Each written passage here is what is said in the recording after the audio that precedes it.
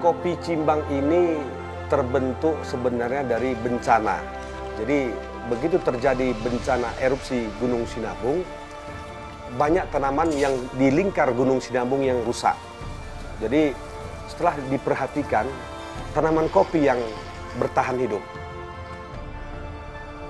Kopi Cimbang, sebenarnya kekuatan kopi Cimbang adalah di kelompok. Kembali kita bersosialisasi. Kembali kita melakukan adaptasi terhadap masyarakat. Mengubah mindset masyarakat, merubah mental masyarakat. Bagaimana pola tanam yang dulu kita rubah dengan pola tanam yang sekarang. Akhirnya dengan kegigihan atau dengan suatu keyakinan, kita bisa mensejahterakan orang lain. Dan suatu kata-kata dari saya adalah sukses yang sebenar-benarnya adalah ketika kita bisa mensukseskan orang lain.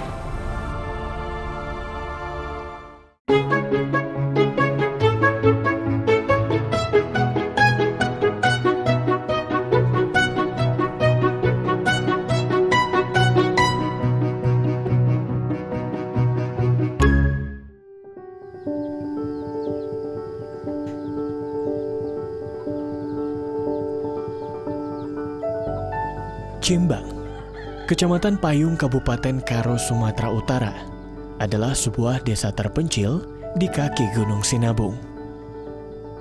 Mayoritas masyarakatnya menggantungkan hidup dari hasil pertanian. Desa ini dianugerahi tanah yang subur dengan hasil panen yang berlimpah. Perjuangan Imam Syukri Syah dalam memperkenalkan kopi Cimbang Sinabung dimulai dari desa ini. Setelah menikah pada tahun 2012, ia dan istri Ramadhania memilih Tanah Karo sebagai tempat mereka memulai kehidupan bersama.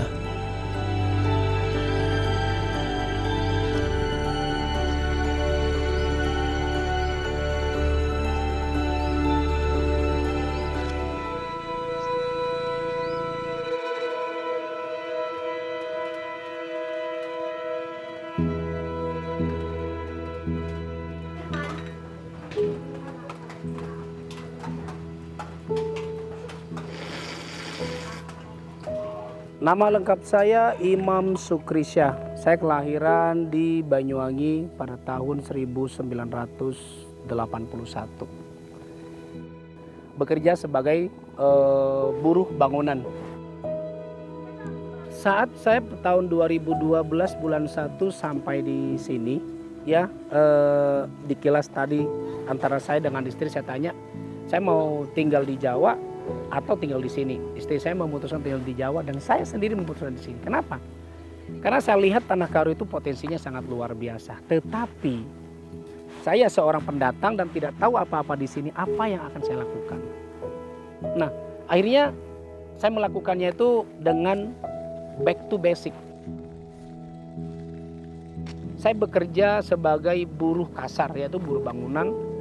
Berselang beberapa tahun kemudian, di tahun 2013, berarti 1 tahun kemudian, erupsi Sinabung besar-besaran. Yang mengakibatkan saya harus menganggur. Mengakibatkan saya harus putus harapan dan mengakibatkan saya harus keluar dari zona tersebut. Mengakibatkan saya tidak mempunyai omset penghasilan. Saya sangat titik terendah sekali. Pada masa itu saya sangat nol. Untuk kehidupan sehari-hari aja susah. Sangat susah. Tetapi itu saya jalankan. Saya bilang sama istri saya, ini adalah awal berangkat menuju kesuksesan. Dan istri saya mengatakan, iya.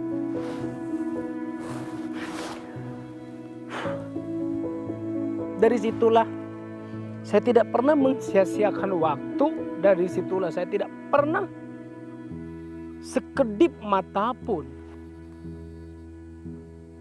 lepas daripada kesempatan.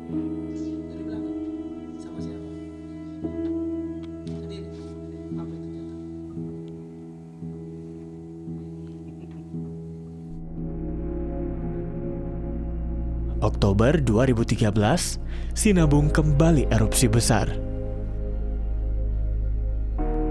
Kami mengungsi di 10 Oktober kalau tidak salah, 10 Oktober 2013. Di situ saya mengungsi pertama ke Kaban Jahe, membawa anak kecil. Begitu Sinabung meletus, dentuman vulkano, dentuman Sinabung itu sangat kuat mengakibatkan, mengkhawatirkan saya bagaimana keselamatan anak saya, anak pertama saya. Pada saat saya ada di pengungsian, selama kurang lebih 3 bulan, jenuh, saya sudah merasa stres nih. Stres, ya kan, apapun sudah nggak ada, harapan apapun sudah nggak ada, pertanian kami sudah hancur. Jadi nggak ada lagi yang mau diharapkan. Nah, akhirnya datang di beberapa instansi yang ada di dunia, seperti ILO, FAO, New Zealand sama UNICEF. Nah, disitulah dia bisa memberikan pelatihan materi kepada para pengungsi yang ada di setiap posko pengungsian. Erupsi Sinabung mengakibatkan 3.045 hektar lahan pertanian rusak berat dengan kerugian mencapai 29 miliar rupiah. Hanya tanaman kopi yang dapat bertahan. Hal ini kemudian mendapat perhatian dari Organisasi Pangan dan Pertanian Dunia atau FAO. Mereka memberikan pelatihan tentang budidaya kopi kepada para pengungsi yang ada di 17 desa 4 kecamatan di lingkar Sinabung. Imam tak lantas menyia-nyiakan ilmu yang sudah ia dapat tentang budidaya kopi. Bersama sang istri Ramadhania Tarigan, Imam mulai menanam dan merawat kopi yang semula hanya menjadi tanaman pagar di lahan milik ibu mertuanya. Memasuki masa panen, erupsi Sinabung kembali terjadi, dan abu vulkanik menutupi seluruh lahan kopi milik Imam. Namun siapa yang menyangka panen perdana kopi Imam yang terkena abu vulkanik justru menuai berkah. Nah, akhirnya begitu saya pulang ke kampung, saya melihat kopi tersebut sudah rata dengan tanah. Saya coba pilih satu-satu, dinaikkan.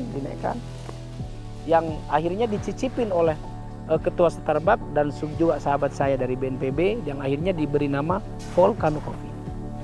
Dan Volcano Coffee itu pernah laku kencang pada masa itu di era 2015-16 itu di angka 1.750.000 per kilogram. Nah, sejak itulah kopi Cimbang itu mulai melejit.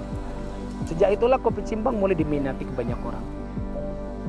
Pada masa itu, Imam dan para petani kopi di desa Cimbang berhasil memanen 850 kg biji kopi Volcano dengan harga yang fantastis.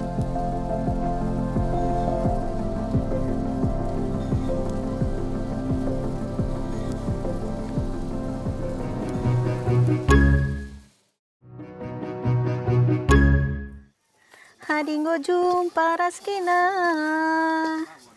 dubem kena kudarami, turang mama tigana, jantung hatiku. Pertawan du percirem du, wandiko sejilena, benih kelaku matigan, dilakin menbandu, nande iting du. Ciremin kena, adi cirem kena tambah manis. Cimpa ini adalah makanan tradisional Karo. Biasanya itu dibuat di hari besar gitu ya, perayaan tahunan, namanya itu pesta tahunan atau disebut kerja tahun. Itu biasanya ada setahun sekali. Senyumin kena, adi senyum kena tambah manis. Yang kita buat tadi itu namanya cimpa unung-unung. Yang bahan dasarnya itu tepung ketan, gula merah, dan kelapa. Terus dibungkus dengan daun singkut. Itu daun singkut namanya, daun cimpa itu. Setelah itu siap dibungkus, dikukus sudah gitu aja.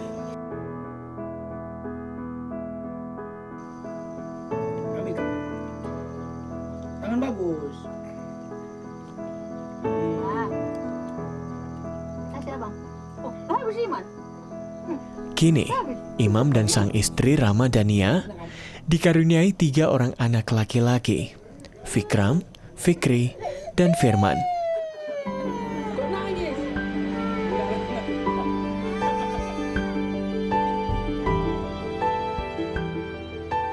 Ada sahabat saya, namanya Maharudin Ginting. Nah, beliau bilang sama saya, kalau untuk bagaimana kita mengekspos atau bagaimana kopi Cimbang itu bisa tahu, bagaimana kopi Cimbang itu bisa kita kenal, saya ada kawan satu reporter yaitu di DAI.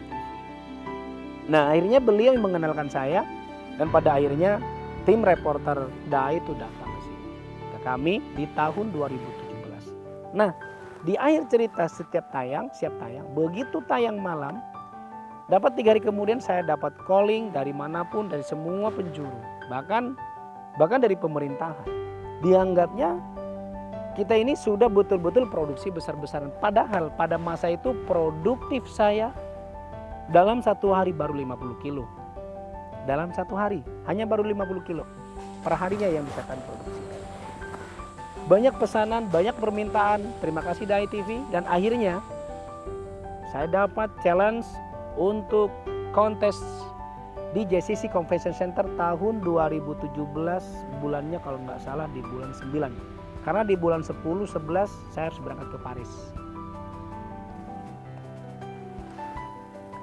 Alhamdulillah nominasi terbaik untuk AFMA Paris 2018, Cimbang terkategori urutan nomor 9, mewakili Indonesia untuk dunia.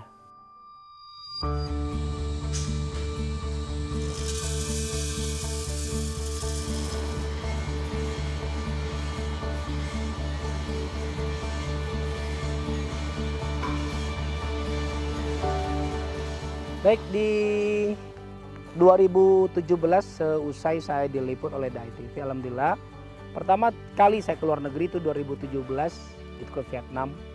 Di Vietnam saya belajar bagaimana cara pangkas, cara budidaya kopi, cara proses kopi, intinya mulai dari penanaman hingga perawatan dan bisa produktif, bisa produksi. Nah, setelah dari situ kurang lebih ada 28 negara yang bisa saya jajali, dan alhamdulillah itu zero. Jadi setiap perjalanan saya ke luar negeri itu tanpa biaya, tanpa bayaran. Pertama, uji kompetisi itu di Paris. Terus setelah dari situ pameran di Swiss, dan di Belanda saya belajar bagaimana tentang iklim. Kan itu kopinya semuanya. Jadi ini nggak udah jadi gabang nggak? Cirinya aja. Andeko alenan, andeko. Nanti kamu beli apa yang beli sama dia. Sebenarnya kekuatan kopi Cimbang adalah di kelompok. Kekuatan kopi Cimbang ada di kelompok. Kembali kita bersosialisasi. Kembali kita melakukan adaptasi terhadap masyarakat. Mengubah mindset masyarakat, merubah mental masyarakat. Bagaimana pola tanam yang dulu kita rubah dengan pola tanam yang sekarang. Pola tanam yang dulu dalam satu batang bisa menghasilkan kurang lebih 1-2 kilo per panen. Hari ini, bulan ini, tahun ini per batang bisa menghasilkan kurang lebih 5-6 kilogram per panen. Cherry ya. Nah, dari situlah kita bisa memberikan peningkatan produktif terbaik terhadap para petani. Gula merawah nande ginti. Mas Imam! Woi! Untung ketemu sini. Jojoah. Jujusan, gua berita. Iya, Jojoah. Sehat Kam? Sehat. Mak luar biasa. Dari mana aja Kam? Dari apa? Ladang sebelah. Proses wine aku tadi. Proses wine? Iya. Jadi cek ladang kopi orang itu bisa nggak diproses. Jadi di ladang kita ini bisa nggak diproses wine? Ya kenapa nggak? Bisa kali pun. Ya kan? Karena nutrisinya pada saat ini bulan ini sangat-sangat kecil. Mungkin di pemupukannya nih apa yang harus ku getkan lagi ya kan? Nanti kita cek lah analisa tanahnya, kayak PUTK, perangkat uji tanah kering. Nanti kita cek lah organiknya gimana, fosfatnya gimana, kaliumnya bagaimana. Nanti setelah kita cek. Pohon pelindung pun sudah kuamankan ini kan. Padahal aturannya memang sudah dipangkasinya pohon pelindung ini kan. Iya, agak terlambat sedikit nih. Iya. Karena nitrogennya yang aku butuhkan di sini agar supaya pertumbuhan kopiku ini lebih bagus, kan begitu San? Iya. Coba kamu lihat nih ya. Satu tangan lebar daunnya. Luar biasa. Luar biasa. Kalau Jadi, di gajah sendiri kan kecil San. iya, makanya Kan? berubah ini, makin besar sini lihat. Mungkin karena nutrisinya tadi San yang diperlukan. Kamu lihat nih tanganku ini ha. Iya. Kalah tanganku. Bisa satu tangan ya kan? Apa kamu kasih nih? Ini. Oh, Pohon inilah yang menjadikan unggulan di produk kami, di pertanian kami. Oke. Ini disebutnya PG79. ini PG9, Yes. Amtoro. Yes, betul. Bagi dong bibitnya nanti. Siap, Oke. siap San. Oke. Kamu mau menikmatinya kopi ini? Mau. Yuk, kalau kamu menikmati kopi ini, ke kafe kita aja. Situ sudah tersaji. Udah ada kafe Indu? Udah Nice. ada. Ayo, yuk, gratis kan? Oh, gratis Oke, lah. siap. Sama kamu bayar. Siap. Ayo. Oke. Wih, luar biasa. Begini kita nikmati.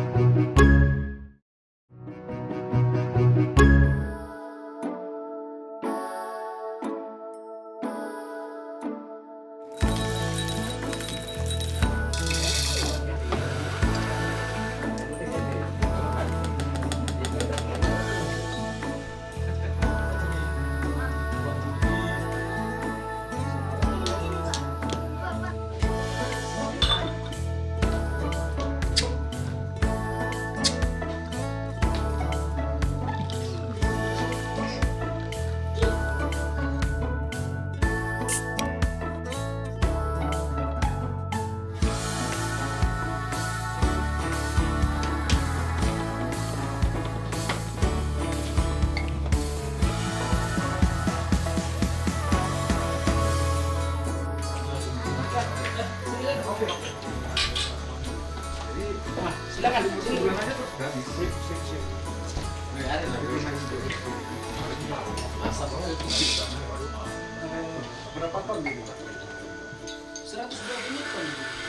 Nova Surya Tarigan, seorang pegiat kopi dari Asosiasi Petani Kopi Karo. Ia juga turut berkontribusi mendampingi para petani kopi Karo, khususnya yang berada di lingkar Sinabung. Dari Nova, Imam juga belajar banyak hal, mulai dari cara budidaya kopi hingga pasca panen. Cimbang adalah satu desa di Kabupaten Karo. Di sini, di Kabupaten Karo ini kami banyak gunung berapi. Ada Gunung Sinabung yang sampai sekarang selalu erupsi, terpanjang di dunia. Ada Gunung Sibaya, ada Gunung Barus, ada Gunung Sipiso-Piso, ada Gunung Sibuatan. Ini Karo dilingkari oleh gunung berapi, baik yang aktif maupun yang tidak aktif. Tapi kita dilingkari oleh gunung. Jadi konon katanya, saya juga nggak tahu, kopi-kopi terbaik itu adalah kopi yang tumbuh di kaki gunung berapi. Jadi Karo banyak sekali gunung berapinya. Rasa kopi di sini variatif rasanya memang banyak sekali. Ada rasa gula arennya lah, ada rasa coklatnya lah, banyak sekali macam-macam rasa. Di daerah lain tidak seperti itu. Kenapa Cimbang bisa melejit sampai bisa keliling dunia? Apa sih beda dengan kopi yang lain? Tapi kenapa Cimbang yang melejit? Karena di Cimbang mereka mau menyatukan, mau mengikuti, berorganisasi. Padahal BNPB melalui FAO membina ada 17 desa. Desa yang lain mana? Kenapanya Cimbang yang berjalan? Karena memang mereka yang mau kerja. Mereka yang mau melakukan.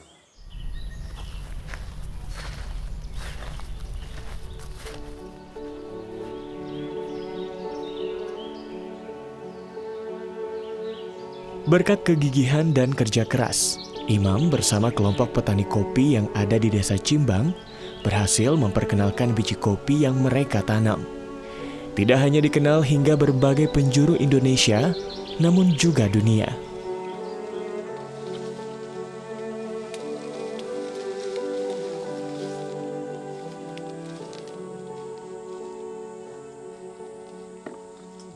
Untuk saat ini di Desa Cimbang kurang lebih 15 sampai ke 18 hektar tanaman full kopi.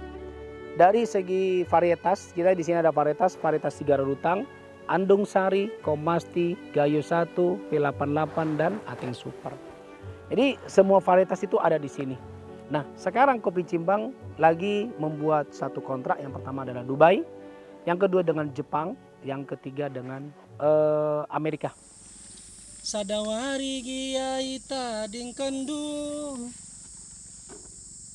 daingku dain lolo krina itingku. Yang Dubai dengan kapasitas per bulan produksi itu hanya dengan 8 ton. Karena Kopi Cimbang akan dijadikan blended mereka. Terus yang kedua dengan Jepang itu kapasitas per bulan 120 ton. Dan Amerika per bulan itu kapasitas 50 ton. Kalau perasaan saya sih bangga. Bangga kenapa? Akhirnya dengan kegigihan atau dengan suatu keyakinan kita bisa mensejahterakan orang lain. Dan suatu kata-kata dari saya adalah sukses yang sebenar-benarnya adalah ketika kita bisa mensukseskan orang lain. Anaknya kan kepingin ke air panas. Mau ke air panas? Iya. Gimana? Fikra mau nggak pergi ke air panas? Mau? Kita ada mobil pickup. Kalau bagi saya sih Mas Imam ini suami yang sangat luar biasa karena perjuangannya sangat luar biasa saya lihat dan impiannya itu sangat besar sekali. Impiannya itu dia ingin membahagiakan orang banyak bukan keluarganya aja. Itu saya sangat salut sama dia. Oh, saya sangat bersyukur sekali karena banyak perubahan lah ya. Mungkin dari segi pribadi kami juga sudah ada berubah. Dadah, yuk. Nanti katanya mau ke Medan. Mau ikut? Hah? Katanya mau ke Medan. Sejak dini, saya bukan menularkan warisan harta terhadap anak. Sejak dini, saya menawarkan, mewariskan, memberikan cita rasa kopi terbaik terhadap anak.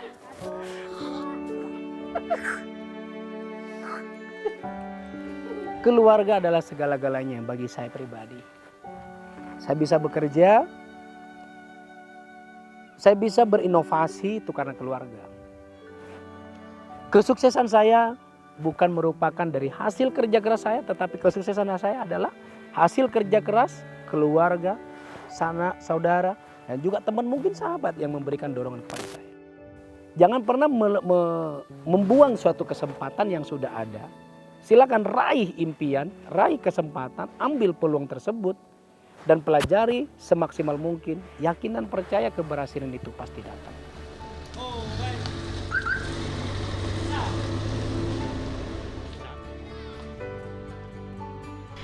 Akhirnya sebuah desa terpencil di kaki Gunung Sinabung ini begitu dikenal karena cita rasa kopinya yang mendunia. Desa yang membangkitkan semangat serta kepercayaan diri para petani kopi di Tanah Karo, tanah bertuah yang diberkati semesta.